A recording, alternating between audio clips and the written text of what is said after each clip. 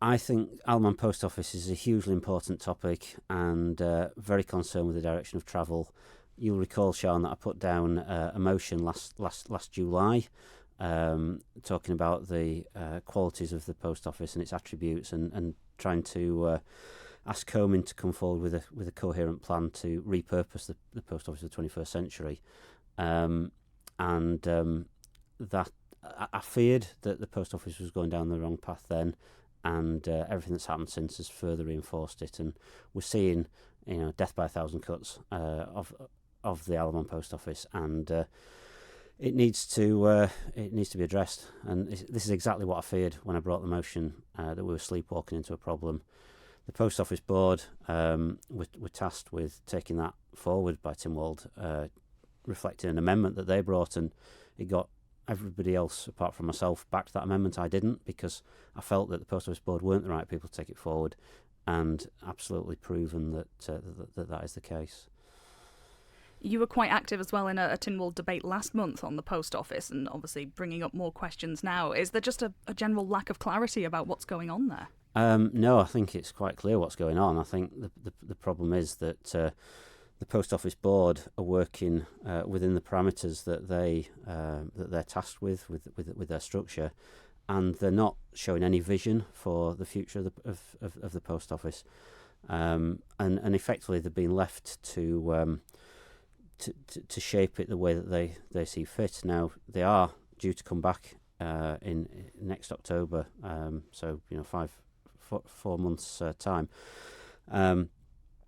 with a plan for the retail network. But I'm really concerned that we're effectively already seeing things changing. We've seen the announcement about the St John's Post Office in the last couple of weeks. We saw the Pulrose Post Office close. We're seeing the Post Office Board using that as a reason not to re-advertise the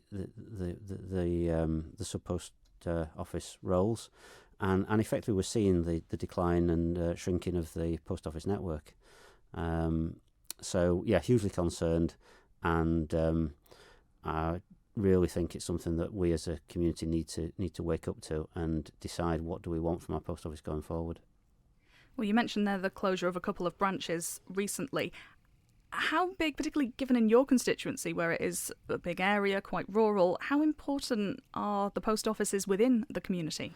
They're very, very important, particularly in rural constituencies. And as you've said, I mean, my constituency is the biggest geographic area of the island, and it's probably the most rural as well. So we've got post offices in a number of the villages, and they're very much at the heart of those villages, and particularly for those people who are perhaps less mobile or less active. They're a real support base, and I think that the post office has a huge role to play in the delivery of public services, and taking the effectively the services out to the public.